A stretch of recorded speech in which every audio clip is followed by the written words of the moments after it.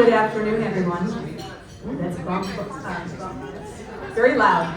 So, welcome. I'm Kathleen Seahart, Executive Director of the Council on Culture and Arts, and I want to welcome you all to our AEP6 Arts, Culture, Economic Prosperity in Tallahassee, Leon County event.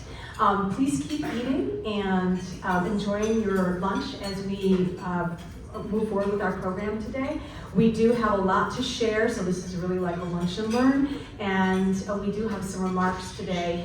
So I'm right now very pleased to let you know that we've got a tremendous amount of economic, social impact in our sector, lots of information to share with you today. But first of all, we do have some welcomes and remarks. So let me start with introducing our COCA board member, Dan Taylor, to the podium to share a few words.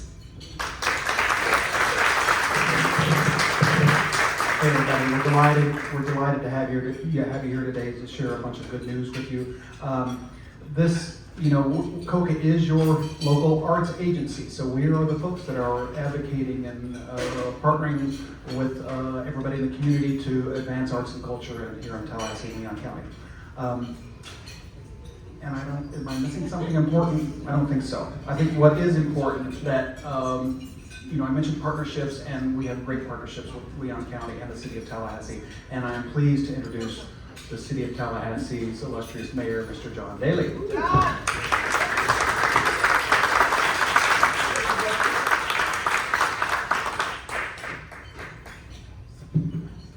What a great day. It's absolutely gorgeous, isn't it, folks? Yeah, good afternoon. My name is John Dailey. I am your proud mayor of the great city of Tallahassee. It is my honor and privilege to be with you here today as we come together to celebrate National Arts and Culture Month. And on behalf of the City of Tallahassee, it is my honor and privilege to welcome you here as we recognize in particular the economic impact to our local community that the arts plays in our community. I also want to take this opportunity to welcome Randy back to Tallahassee. It's good to see you, my friend. For those of you that don't know, I will be hosting, yes, let's give him a big round. You do a great job on a national level representing our community and all communities advocating for the arts. We certainly do appreciate it. Folks, I'll be hosting Randy in Chambers as we celebrate the month with formal proclamation. I want to invite each and every one of you to come join us at 3 o'clock. Promise to have you in and out in about 15-20 minutes, Randy, so you can enjoy this fine day in Tallahassee. But we're just honored to have you here back with us today. Folks, it is no big secret that our community and local economy have been enriched and well served by the arts and culture. And I think that's one of the reasons why the city as an institution and the county as an institution stand firmly behind the arts here in our community.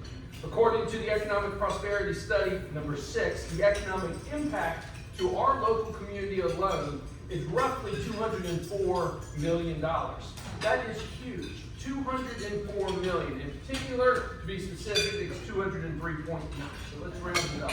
That is a huge economic impact to our community. And quite frankly, Randy, I think that's one of the secrets in our secret sauce that makes our community so wonderful. And one of the reasons why Tallahassee was just named one of the top 20 medium-sized cities out of all 17,000 in the United States of America is because of our arts and our culture here locally. One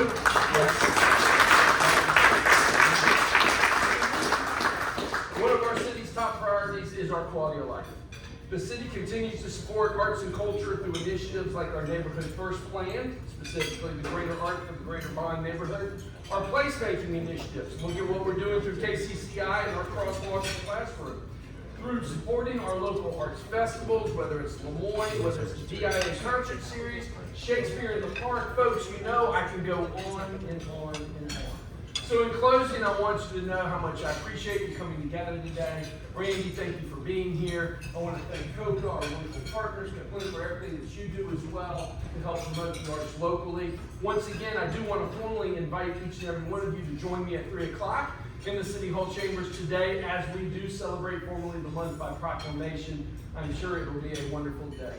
Now, on a personal note, I need to apologize. I'm going to have to excuse myself. I have to attend a funeral at the National Cemetery at 1 o'clock. And so I'm going to gracefully leave, but I will be with you here in spirit. And hopefully, Randy, everyone will join us as well at 3 o'clock today in Chambers. Have a wonderful afternoon. Thank you.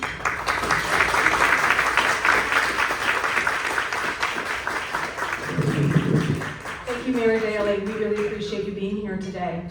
I would like to now, I'm very pleased to welcome to the podium Commissioner Carolyn Cummings, our Leon County Commissioner.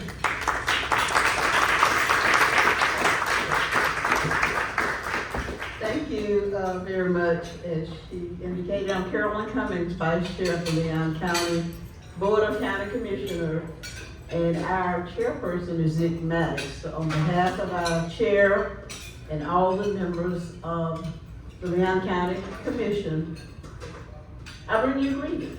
And it's certainly a pleasure to be here this afternoon. I don't have any prepared remarks, but I just want to recognize COCA for all you all do in our city and in our community. You all know that we have a very diverse community, and we have diverse appetites for culture and art. And I just want to thank you all for feeding our various appetites here in the community, and you do a great job. So if you'll join me in giving a round of applause for COCA for being the leader and for leadership in that particular area. As the mayor indicated, clearly the economic impact that COCA has in this community goes without saying. So we thank you for the good work, and I know it will continue under the director and the leadership of all the board of directors. So thanks again. Enjoy your lunch.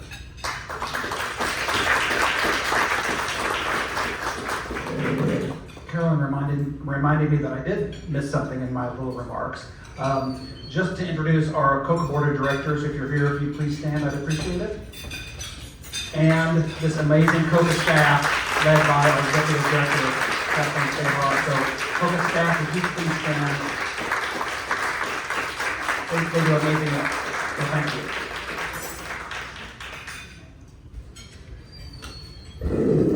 Thank you so much.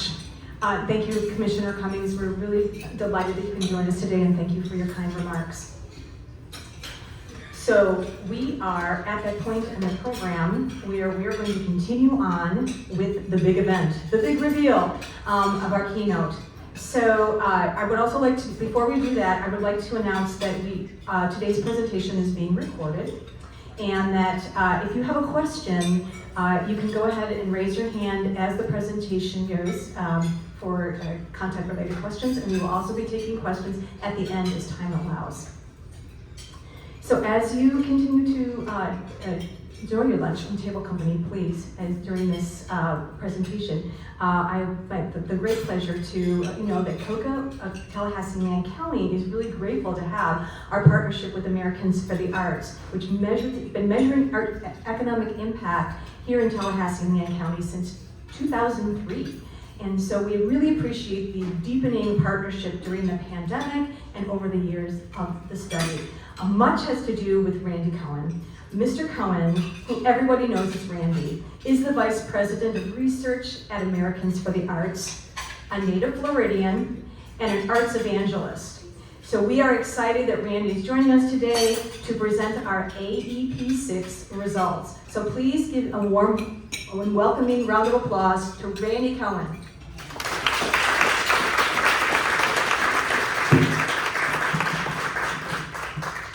All right, thank you, Kathleen, and Mr. Mayor, on your way. And thank you all for coming out today for lunch. We've got a good news story to talk about today. Isn't that refreshing?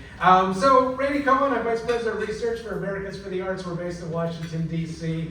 I'm sorry, it's not my fault up there, but it's great to be back in my native state of Florida. I was born in Milton, took a drive through there on Sunday, so it's wonderful to be back here to talk about the arts a little bit differently.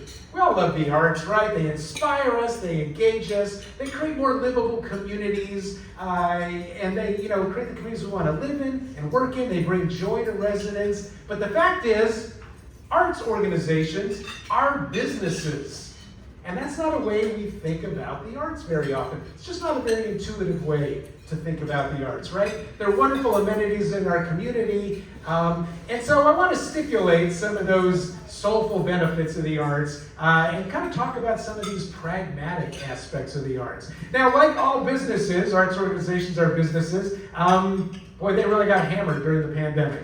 99% of arts organizations nationally had to close for periods of time. Some never came back. The U.S. Department of Commerce actually called out the arts during the pandemic. It's like, well, the pandemic's been super hard on tourism and airlines and hotels, and then there was the performing arts. 73% loss of value. So the arts are working their way out. We got, even still with that, some really amazing numbers. Not everything went down during the pandemic for the arts. Personal creation went up in the arts. We did a big national public survey last summer. 37%, 1/3 of the nation's population, tried some kind of new arts creative pursuit. Anybody try anything new? All right, we got some hands. Anyone bold enough to call it out? What do we do? Pottery. Pottery, excellent. Humbling. Very humbling. Oh yeah, right. They're always, all the art forms are humbling. Anyone else? Yes, Sue had one. Awesome, guitar lessons, good. You still playing? Yes. Yay, all right, we started something. Amazon called out a couple of things. They noted a huge spike in ukulele sales, like off the charts. Woo! I actually bought one, I tried it, honestly, it didn't last long. I'm not even sure where it went. But you know what I did take up? Knitting. So, I'd always kind of wanted to try it, and, loved, my grandparents, my grandmother and the aunts, used to knit. Well, the clickety-clack of the needles and everything, and, after I sat on the couch and watched the last show to be seen on, Netflix and Hulu, I got to do something else. So, I ordered it on Amazon and learned how to do it, and became a knitter. I'm not that good. I make like the world's longest scarves. There's giraffes lined up out front because I can actually wrap their necks, they're so long. But when it came time to start to get out of the house again and re-explore arts and culture organizations again, we decided to check out the Textile Museum in Washington, now that I am a fiber artist. So what do we do? It's like, we got to get out of this house. We've tried everything. And so we went online, and the Textile Museum, we found when they were open, and, read about the exhibits we were about to see there, and, we were able to buy our tickets and admission online. So 2 Saturdays from now, we were set. We were all ready to go. And when the day came, jumped in the car, we drove downtown, paid $10 for parking, got my little ticket from the guy, and on the way to the museum, we went to a restaurant, had lunch. Founding Farmers, if anyone's been to Washington, D.C., yeah, there's a fabulous farm-to-fork place, not cheap, $70 lunch. But it was lovely, and we really enjoyed that. And then it was a walk over to the Textile Museum in August in Washington, D.C. So let me tell you, my first actually experience at the Textile Museum was not all the beautiful art, it was the air conditioning, and I think we can all appreciate that, right? Went in, we got the program, and sort of read about what we're gonna see, and walked through the exhibits. Amazing quilt exhibit, actually, which was amazing because they were writing about both the pragmatic aspects of quilts and the aesthetic benefits. And the aesthetic aspects of quilts, which is kind of like what we're talking about today, right? Art's good for the, providing cultural benefits, also providing economic benefits. We got some little tours. We talked to, there was an artist, and we heard from the artist. We saw some exhibitions, and so it was great. I recommend you go if you're ever in Washington, D.C. So pause there. Actually, on the way out, had a drink on the way to the car, and then got the car and drove home. So think about all the industries that have already been touched related to Randy's Saturday afternoon, date afternoon to the Textile Museum. Well, it started 2 weeks before when we went online, and arts organizations, they all have websites, right? So you've got computer programmers and web designers. We bought our tickets there. So you've got the e-commerce and the finance people now involved with some of that. And then we went downtown, $10 for parking. I tell you, if it wasn't for the arts and culture organizations, it'd be tumbleweed, blowing through those streets on the weekend. So if it wasn't for those museums, those parking garages wouldn't even be open. There would not be that gentleman taking my $10 and giving me my ticket. That's a job, right? And then it was off to the restaurant, $70. Some of that is going to the producers of the food. Everything's grown within 50 miles of that restaurant. So they're seeing some of the $70. There's the waiters who waited on us, getting some personal income. The owners of the restaurant are getting entrepreneurial income. And then it was to the museum itself. Now, I don't know what their utility bill is, back to the air conditioning. Have I mentioned the air conditioning? So, but arts organizations around here, same thing. You should check out their utility bills. They're supporting other businesses in the community. We got our program. You ever notice when you go to an arts event, you're always getting paper? We gave you some today for lunch. We can't even let you have lunch without giving you printed materials. There is a writer in the community who's paid to write that. There's a graphic artist that's doing the design. And there's printers in the community printing that. Printers make bank off of the arts. There's a trucking company delivering programs every week. And so then walking through, arts organizations, we saw some of the people you would typically see working in a museum. There's curators and, quilt demonstrations and all, and some performers who are demonstrating some of the textiles. But that's what we're doing with this Arts and Economic Prosperity study, right here with Tallahassee and Leon County. We're looking at the economic impact of all that spending by the arts organizations themselves, and the event-related spending by attendees, every time we go out to an arts event. So that's kind of what we're after here. Does that make sense to everybody? All right, so what do we do? Working with COCA, and they did a fabulous job. They surveyed arts organizations. We heard back from 98 of them, which is just about half of the organizations that surveyed. We take a really conservative approach to economic impact. We only use the data we collect. We don't say, well, we got half the surveys, let's just double the numbers to make it bigger. Every dollar I'm going to talk about, you can put your fingers and your hands on.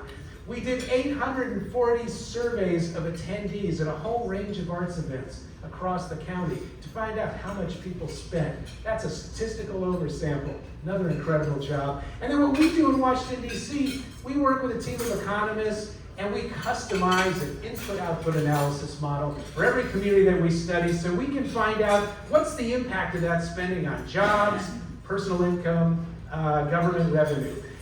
I won't get into all the economic stuff like that unless somebody really wants to later. But I'll say this: we do that. It takes 1 million calculations just to come up with these local economic impact results. Why? Because $50 spent here is going to have a different economic impact than $50 spent in Tampa or Jacksonville or Miami. Very localized findings here. So, it's a great news story. So what do we find out? So number one, Tallahassee and Leon County, one of 373 study regions from across the country. Everybody catch that technical effect? That was all me. So we were in all 50 states, plus Puerto Rico. We study communities as small as 4,000 people, as large as 4 million. And it doesn't matter if you're in a large urban city or a small rural community. If the arts are happening there is a measurable economic impact happening. All right, so what do we find out? You heard the mayor mention it, $204 million of economic activity. This is 2022. And that number is composed of two figures. First one, spending by the organizations themselves, $118.1 million. That's just those 98 organizations. That was their 2022 budgets. And that right there is a myth buster, folks, right? Again, we love the arts, but the fact is, they're businesses. They're not just these wonderful community amenities. They employ people locally. They purchase goods and services from other businesses in the community. They're members of the Chamber of Commerce. They're involved with the marketing and promotion of their cities, and counties, and regions. Arts organizations are good business citizens. Like all businesses, they have an economic impact. So that's not a big surprise. So does the dog catcher's office. You know, I could give you a $5 bill, Michael, and my economists will chase you around to see what you do with that, and they'll tell you what the economic impact of that $5 transaction was. Unlike most industries, they generate that event-related spending. Just think about the last time you went to a show. You know, again, you drove there maybe, you paid for parking, you had a meal, you saw the show, you know, maybe went out afterwards. You got little ones at home. You double the cost of the evening on babysitting. You know, a real racket, I think, in all of this. But so what you can see there, right? $85.9 million of audience spending. So what's the economic impact of that? Well, the first thing we look at, jobs. 2,930 jobs right here across the county. Something about arts jobs to remember in arts organizations, those aren't all just musicians and actors and curators. Arts organizations also employ accountants and auditors and marketing people. There was security people at the museum. You got plumbers and electricians keeping the buildings going. So they employ jobs all across the community and not just in the arts. And then, of course, there's also the audience spending. So now you've got the hospitality, you've got retail, lodging. All those local businesses in the community are seeing benefit because of that audience-related spending. Bottom line here, arts, not just food for the soul, but putting food on the table for 2,930 households right here in the county. Okay, what else do we look at? Household income. All those households, you know, we need to bring in revenue and income and money because that's how we pay for rent and tuition and, see, that didn't click. There it is, $94.5 million. So that's the money we make as salaries and, you know, just to pay for our lives. So people across the community making livings because of the arts. And then the last piece, government revenue, and that's $33.2 million at the federal, state, and local levels. I tell you, everywhere I look, every time we do the analysis, revenue to government at all levels always exceeds the outlay. So small investments, big returns. You know, that's what we're getting with the arts. Arts are kindling for the economy. When the government makes that investment, you know, it's matched by other dollars, it's earned income by those arts organizations, and then there's just an economic churn in the community. All right, so millions, billions, everything. Let's bring it down to a per person unit. So the typical attendee spends $32.69 per person per event, not including the cost of admission. So you don't see admission in there. That is just $32.69. And you can see how that breaks down. Close to half is on food, and you know, you got local transportation in there. There's my parking, for example, and meals. And some of you might be looking at lodging and like, wow, can you still get a room for $2.64? And would you want to if you could get it? No, you don't. Not everybody's got a lodging cost, right? I'll actually sort of break that down in a second. But so that's an average. Other is fascinating. I was with our friends in Wisconsin not long ago. You know, nationally we did 224,000 audience surveys. So you're always going to get some fabulous others. There was a farmer in Wisconsin who paid somebody $60 to milk his cows so he could go to the theater that night. Isn't that great? People are doing what it takes to get to the arts. There's now have to add Gary to the next survey, I guess, but I'll work that out next time. So in addition to how much did you spend related to that arts event, we also asked folks for their zip code. Because we wanted to find out, do you live in the county? Are you local? Or are you from outside the county? 16% of attendees came from outside the county. And do they spend differently? You bet they do. $61.16 per person per event, not including the cost of admission. We asked those folks, the non-locals, just one more question, because we're that annoying, which was, why are you here? You know, we're glad you're here. Thank you for coming. Are you here on business? Are you here visiting friends and family? 68% said, we came specifically for this arts event. So that's why they came into the town, into the community. That's why they spent $61.16. We asked their local counterparts, probably everybody here, who lives in Leon County, what if this arts event wasn't taking place? Would you have stayed home, done something else? We gave people a bunch of options to choose from. 46% said, nearly half, we traveled to a different community to attend a similar kind of arts event. You know, when you got that arts and culture itch, you're going to scratch it. You can do it here, or you can do it somewhere else. Now, one more thing about the non-local attendees. So watch me as I reduce the base here. Oh, by the way, just those 98 organizations, 2.7 million attendees. I mean, how about that? This is an active arts and culture community. It's an incredible arts and culture community, and people are going to these events. 16% from outside the county. 14% of those have a lodging cost. They average $148 per person per event. And that's, so that's, you get that head in the bed, right? That's when the cash registers really start ringing.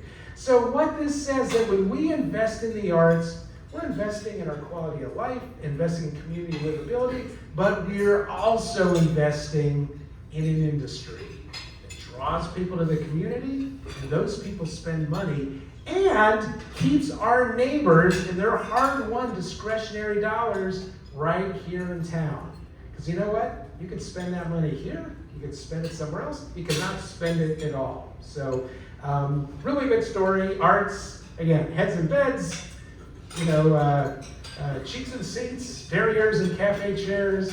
We are doing great things for local businesses.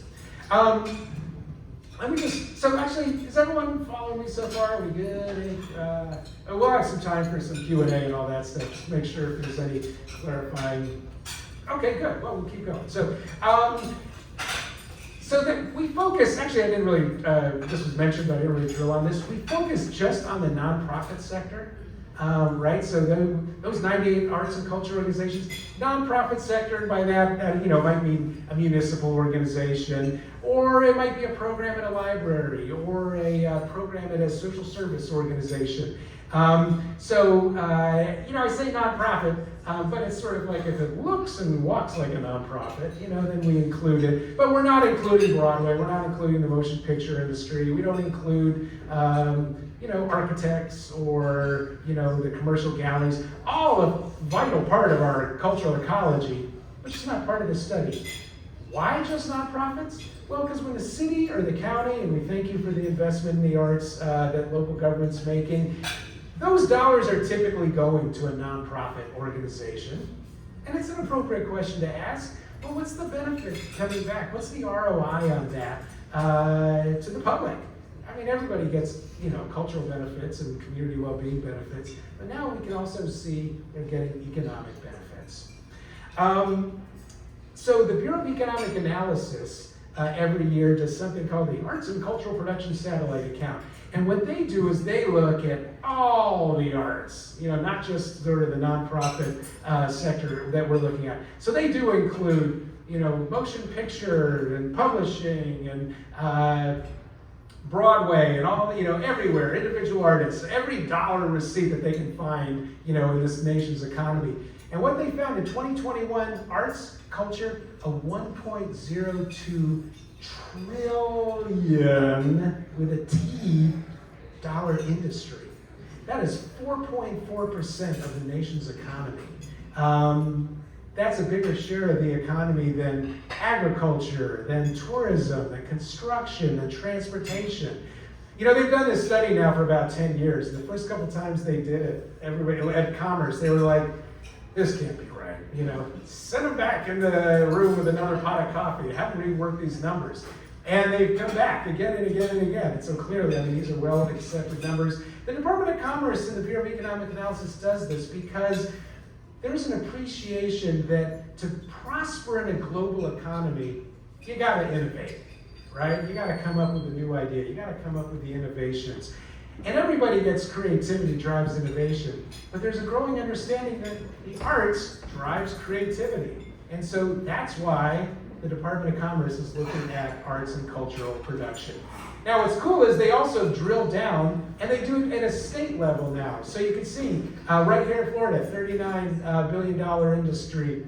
The top one, yeah. So by the way, here's the national ones. $39 billion industry, 3.1% of the state economy, 245,000 jobs. So anytime somebody says like, well, can't really support the arts, we gotta focus on business and, pressing needs and issues and everything like that. Nonprofit, commercial, arts are an industry right here in the community and across the state. One of the other aspects that I love about this study is the volunteer army. What it takes for arts organizations to deliver that cultural product to the community. And so this is just those 98 responding organizations. Over 5,000 volunteers giving 176,000 hours. Isn't that great? And I bet that's so many people in this room. But, the members, the COCA board, and volunteers or ticket takers. The independent sector actually gives a dollar value for Florida of the average value for a volunteer hour, $29.41. So you can see that's over $5 million of economic value to the community. We don't include that as part of the $204 million. It's not really a dollar exchange, but I just think it's a great story. I just love civic engagement. So that's another great number. In addition to economic impact, and as was mentioned, we've done economic impact studies in the past before, and the economy evolves and everything. But this time we added social impact because again we wanted to get more to what does the arts and culture mean to the community? And look at these 4 out of 5 respondents say all these figures over 80%. This arts event that I'm attending is a source of pride for the community. This institution that I'm visiting is a pillar of our community. I feel a sense of loss if this cultural event were no longer available. And what I think is a call to action, it's important to me. I'm supporting this because this should be here for future generations as well, right? So anyway, some really powerful stories there. People value arts and culture here. So these are really just amazing numbers. We've got a number of national partners that are part of this study. So, I mentioned Washington, D.C. There's a national organization for everything in Washington, D.C., There's so many national organizations in Washington, D.C. There's a national organization for the national organizations. I kid you not. But you can make this work. We've got national partners on our local economic impact study right here, the National Association of Counties, the U.S. Conference of Mayors, the League of Cities. If you're, in the business community, you recognize the Conference Board as the National Organization for Big Business. If you're tourism, Destinations International. We've got community organizations like Race Forward. We've got Noble Women, the National Organization for Black elected women legislators as part of this. So all part of your study here, because those organizations believe it's important to inform their members, our community leaders, our local business leaders, about the value of this study. 2, they also believe in arts and culture and the importance of the community, and they believe in the methodology and the results. Trust me, if anybody thought this thing was going to stink later, no one's going to put their logo on it. So you can really feel confident about this. And when you talk about these studies and these data, and you should, this is a great advocacy tool to make the case for the arts, make sure you call that out because that's going to add to the value of the credibility of the findings. Back to the public opinion study here, real quick. The public gets this as well, not only those national organizations. No surprise, 86% of the American public says, yeah, arts improve our quality of life and community livability. Always a little bit of a surprise for me. 79% say, yeah, arts are good for the local economy. Arts are good for local jobs. People understand it. People get it. But you know what's really fascinating about both of those numbers? Both of those are higher than the share of the population that actually participates in the arts. So even people who don't participate in the arts see their value to the community. Economists call that existence value. I may not go, but I'm sure glad it's here and existing. Another as we come out of the pandemic and we try to connect our communities and get people working together, 72% of the American population says the arts unify communities. It says similar population percentage say arts create shared opportunities for cultural experiences with people of different age, race, ethnicity. When we go to an arts event, we don't care who you voted for or where you practice your faith. We're seeing this incredible piece of music together, or this theater experience together. That's what the arts do. They connect us. 63% of the population, the arts help me understand other cultures in my community. So let me wrap up here with this picture from Paris. This is not from Tallahassee, which is a good thing because bad news at the Louvre in 1913, the Mona Lisa got stolen. And those are the hooks that I hang on. For 2 years it took them to get the Mona Lisa back. But in the 2 years the Mona Lisa was missing, more people went to see where it had been hanging, you know where this is going, than saw the painting itself in the previous 14 years. It's so easy to take arts and culture for granted, to assume the industry is always going to be there. We need to invest in that with our time, with our resources. We need to attend the arts. We need to talk to our elected leaders and let them know this is important to me. We need to fund the arts. It's a $204 million industry right here in the county that supports 2,930 jobs. The arts aren't just nice, they're necessary. Thanks very much.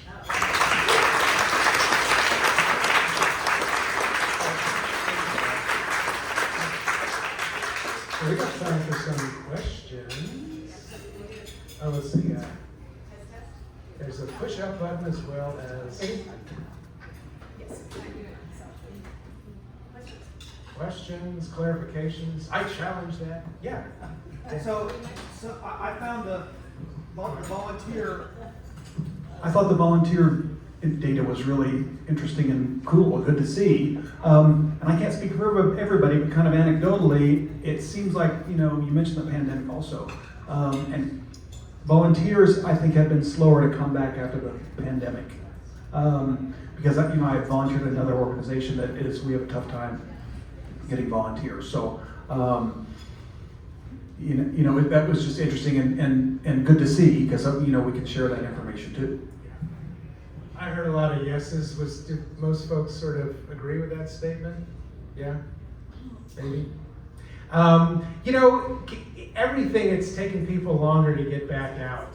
Certainly arts audiences haven't really necessarily walked away, but it's been slower to return. As I travel around the country, kind of what I hear from most organizations, we're sort of 2/3 to 3/4 back, and people are just working their way back.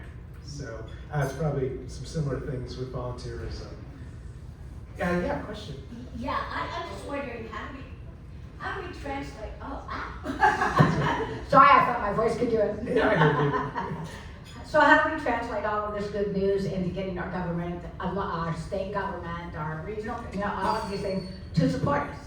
Because there's still a huge reluctance, it seems, that the people in government seem to think that we're just deadbeat hippies, which I kind of am. But I'm just thinking, so we do this, why aren't they supporting us? You know what? You got to get in there and tell the story, and we need to be relentless in our messaging. I've got a golden rule with Americans for the Arts. No numbers without a story, no stories without a number. But we just got to get in there and tell our story again and again. We need a quiver full of case-making arrows.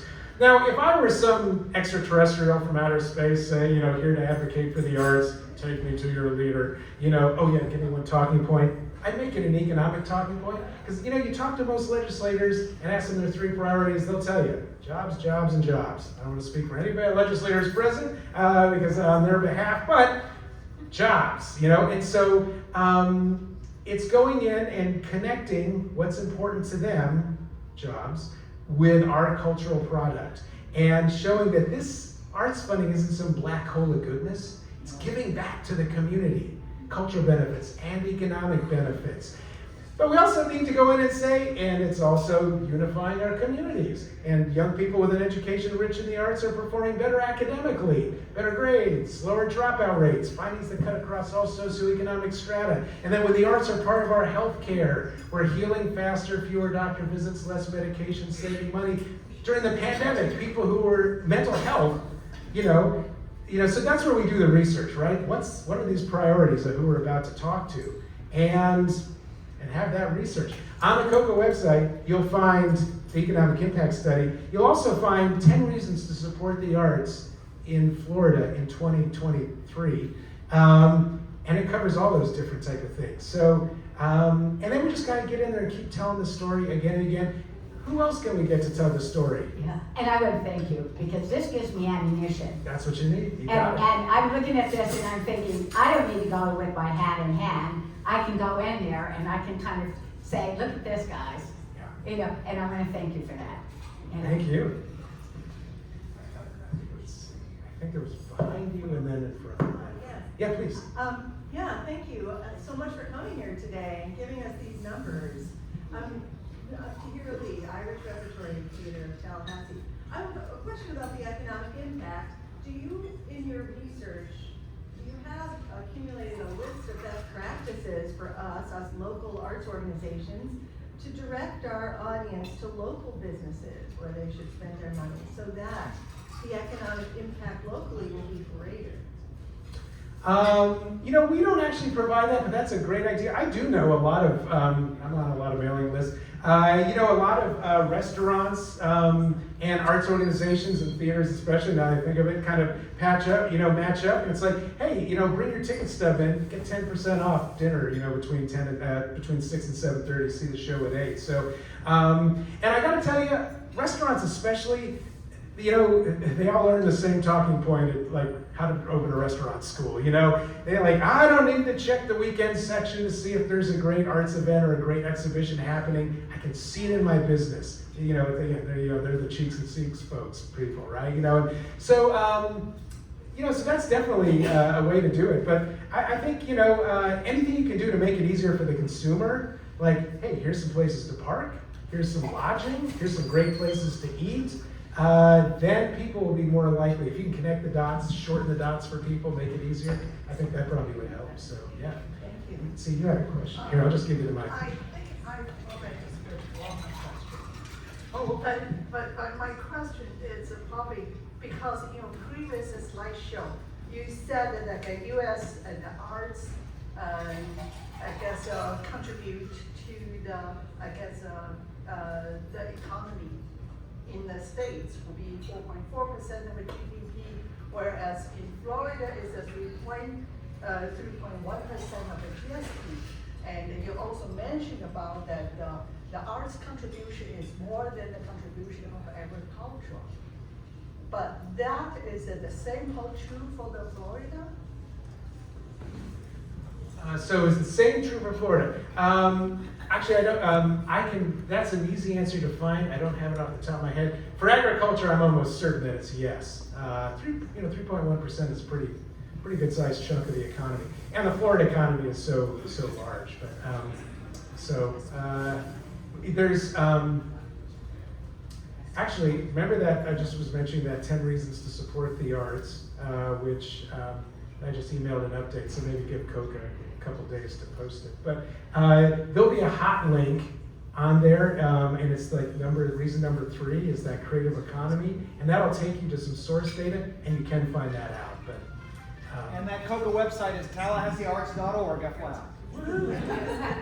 TallahasseeArts.org, and that is, we are out of time, so thank you so much, Randy. So great. Thank you all for being here today. Thank you, Mayor Dailey. Thank you, Commissioner Cummings. Other thanks for today is Tony Cavallo from Capital City Consulting, who helped sponsor today's program. It's COCA staff and board, the Governor's Club staff. It's been very wonderful time here.